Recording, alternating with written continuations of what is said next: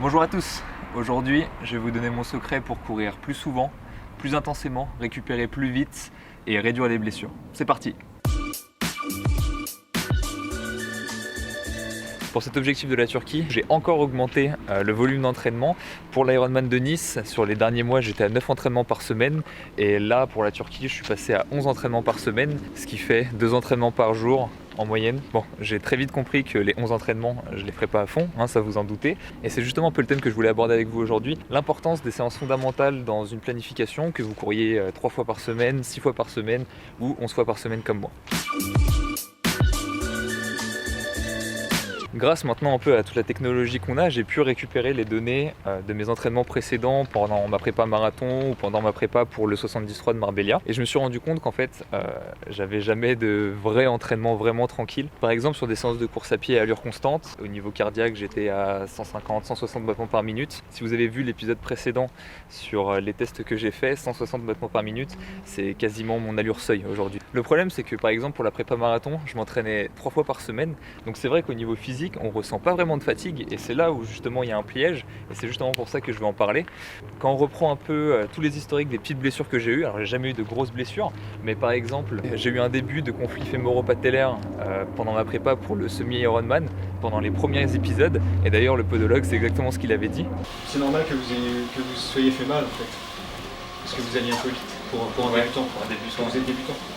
Bah, c'est ce que Vous n'avez pas adapté, vous êtes pas adapté progressivement, vous êtes tout de suite rentré dans des vitesses un peu élevées. Ouais. Après, pendant la prépa marathon, j'avais dit que pendant 3 semaines, j'avais dû ralentir vraiment les entraînements parce que j'avais mal au niveau tibia péroné, sûrement un petit problème osseux. Alors personnellement, sur le running, je me suis fait mal au tibia, je sais pas trop ce que c'est. Après, en janvier, j'ai commencé à avoir une petite inflammation au niveau des bandelettes iliotibiales. Bon, ça c'était à cause du vélo, mais ça a été largement renforcé à cause de la course à pied. Ensuite, bon, j'ai des petites douleurs par-ci par-là, ce qui est tout à fait normal. Mais entre l'Ironman 73 de Marbella et l'Ironman de Nice, j'ai surtout eu une grosse fatigue physique et une grosse fatigue mentale. Bref, pour résumer tout ça, c'est juste pour dire que mis bout à bout, ça fait des semaines où on s'entraîne mal, on n'est pas à fond, on n'est pas concentré. Quand on reprend, c'est des semaines qui sont tranquilles, où on a peur de se refaire mal, alors on fait super attention, etc. Bref, de toute manière, on n'est pas là pour refaire l'histoire. Tout ce que je veux vous dire, c'est que si j'avais peut-être un peu mieux adapté mes intensités, je me serais peut-être un peu moins blessé. Pour commencer, on va se mettre d'accord sur la vitesse à adopter pendant une séance à allure fondamentale. Alors pour moi, une séance à allure fondamentale, c'est environ autour du seuil aérobie, surtout légèrement en dessous. Pour le calculer, il y a différentes manières. De toute manière, quel que soit le calcul, c'est pas très grave, ça n'a pas besoin d'être super précis. En général, on dit 30 battements par minute en dessous du seuil fonctionnel, ou alors on peut prendre 70% de la fréquence cardiaque maximale. De toute manière, moi, les deux calculs me donnent approximativement le même résultat. 140 battements par minute pour la course à pied et 133 battements par minute pour le vélo. Alors, il y a des avantages à ce type de sortie. Déjà, c'est qu'elle crée quasiment pas de fatigue, donc ça va permettre d'avoir un gros volume d'entraînement. Elle peut permettre aussi, par exemple, de récupérer après une grosse séance bien intense. Mais même si l'intensité est relativement faible, il y a quand même des adaptations qui se passent au niveau physiologique. Premièrement, ça va être au niveau des adaptations au niveau osseux, tendineux et ligamentaire. Alors oui, toutes ces adaptations au niveau tendineux, ligamentaire et osseux, elles seront forcément moins importantes que lors de vos séances, par exemple tempo ou alors AVMA, etc. Mais ce qu'il faut bien retenir, c'est que les séances à allure fondamentale, elles vous coûtent quasiment zéro en fatigue. Donc vous pouvez quasiment en faire autant que vous voulez. Deuxième adaptation, ça va être au niveau des capillaires sanguins. Donc qu'est-ce que c'est le capillaire? En gros, c'est la plus petite unité qui existe au niveau du système vasculaire. C'est là où les vaisseaux sont en contact avec vos muscles et c'est là où il y a les échanges gazeux. Donc c'est là où en fait le sang et le muscle peuvent communiquer. Donc ils peuvent s'échanger de l'O2, du CO2, des substrats énergétiques, voilà, plein de choses. Donc c'est important d'avoir beaucoup et justement, voilà, les entraînements à allure fondamentale, ça participe à la capillarisation au niveau des muscles. Donc quand vous allez nager, vous allez capillariser au niveau des muscles supérieurs et quand vous allez courir et quand vous allez faire du vélo, au niveau des membres inférieurs. Alors évidemment, le vélo et la course à pied, c'est pas exactement les mêmes muscles, donc ça demande un peu une capillarisation un peu différente. Troisièmement, ça va être par rapport à la dégradation des substrats énergétiques. Donc pour créer de l'énergie, votre corps il a différents moyens. Il a les glucides, il a les lipides, donc les graisses, il a les acides aminés, bref, il a pas mal de choses à sa disposition. Mais le seul substrat énergétique qui est en quantité quasiment illimitée, c'est les graisses. Donc un des effets de l'entraînement de manière générale et plus spécifiquement du fondamental parce qu'on peut en faire beaucoup, c'est que le corps va consommer de plus en plus de graisse pour fournir le même effort et un tout petit peu moins de glucides, moins d'acides aminés, etc. Comme je l'ai dit, les lipides, vous en avez de manière quasiment illimitée, donc c'est tout avantageux d'en dégrader le plus possible. Et dites-vous bien, très simplement, que ce soit sur des efforts relativement courts comme semi-marathon, mais aussi sur des efforts plus longs, par exemple semi-Ironman, Ironman. En fait, vos stocks de glucose, c'est quasiment la chose la plus importante pour créer de l'énergie et réussir à mettre un petit peu plus d'intensité jusqu'à la fin. Donc il faut essayer de le préserver le plus possible, alors que les graisses, ça, on peut envoyer, il n'y a pas de souci. Donc, plus on dégrade de graisse, moins on dégrade de glucides pour une même intensité. Donc plus on préserve les stocks de glucides, et plus on peut forcer jusqu'au bout de l'épreuve. Alors voilà, dites-vous bien que toutes ces petites adaptations, elles se feront très lentement. Forcément, comme l'intensité est très basse, les adaptations sont lentes. Mais en fait, c'est un rapport de coût-bénéfice. Les entraînements à allure fondamentale, le coût, il est quasiment zéro. Et même si le bénéfice, il est très peu élevé, mis bout à bout, sur une année, ça fait beaucoup d'adaptations. Alors en plus de ça, évidemment, on profite de l'allure fondamentale, qu'on ne court pas trop vite pour travailler un peu sa nutrition, son hydratation, sa fréquence de pas. Voilà, les petites choses qu'on a un peu moins l'occasion de travailler quand on court un peu plus vite ou quand on roule un peu plus vite. Et évidemment, vous me connaissez, j'ai gardé le meilleur pour la fin, la meilleure adaptation. Depuis tout à l'heure, je vous parle de gros volumes d'entraînement, etc. Et pourquoi je dis ça? Parce que avoir un gros volume d'entraînement, en fait, ça va nous permettre de récupérer plus rapidement sur le moyen et long terme. Ce qui veut dire que par exemple, aujourd'hui, je m'entraîne 11 fois par semaine. Je me sens quasiment pas plus fatigué que quand je m'entraînais 3 fois par semaine, justement parce que mon corps récupère beaucoup plus vite des grosses séances et me permet, à terme, de m'entraîner beaucoup plus souvent. Voilà, ce que je vais dire, c'est vraiment le moment le plus important de la vidéo. Si vous devez retenir qu'une seule chose, c'est celle-là.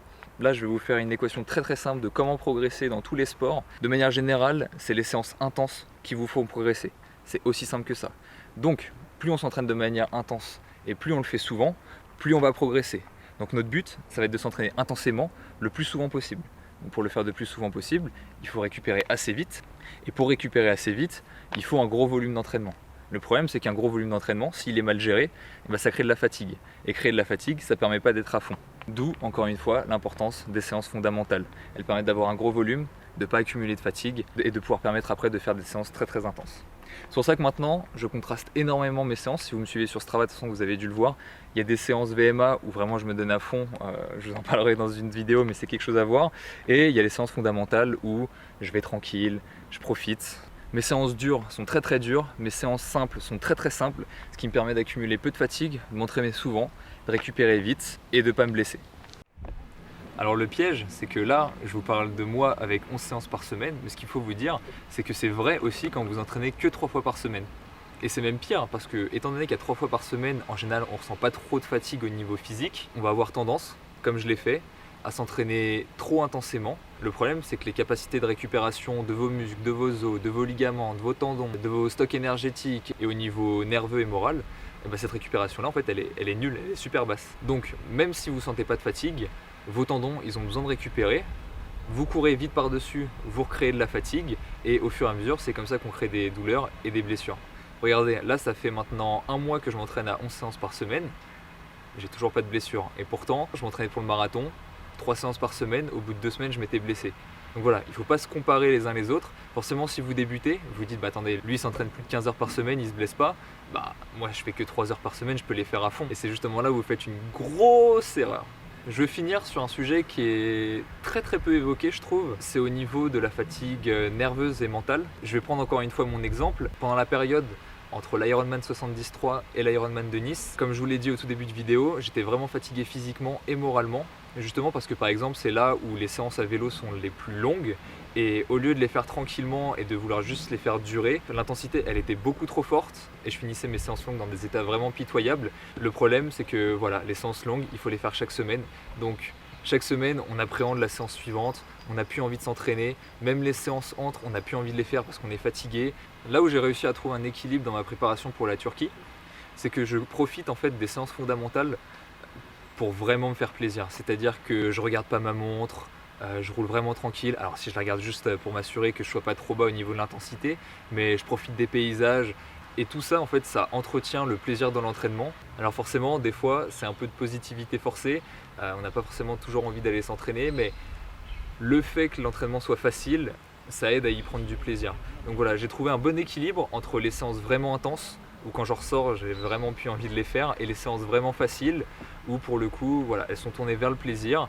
Et de toute manière, le plaisir, il faut se le dire, sur le moyen et long terme, c'est ce qui nous fait durer dans un sport. Si vous ne prenez pas de plaisir, forcément vous arrêterez. Bon voilà, on arrive à la fin de cette vidéo. Alors forcément j'ai pas répondu aux questions du genre combien de séances fondamentales tu fais dans la semaine, etc. Parce que ça va dépendre de vous, ça va dépendre de vos capacités de récupération. Plus elles sont faibles, plus il faudra en faire. Ça va dépendre de votre programmation, si elle est linéaire, non linéaire, ondulatoire, inversée ou j'en sais quoi. Forcément en fonction de la période de préparation dans laquelle vous êtes, il faudra faire plus ou moins de fondamentales.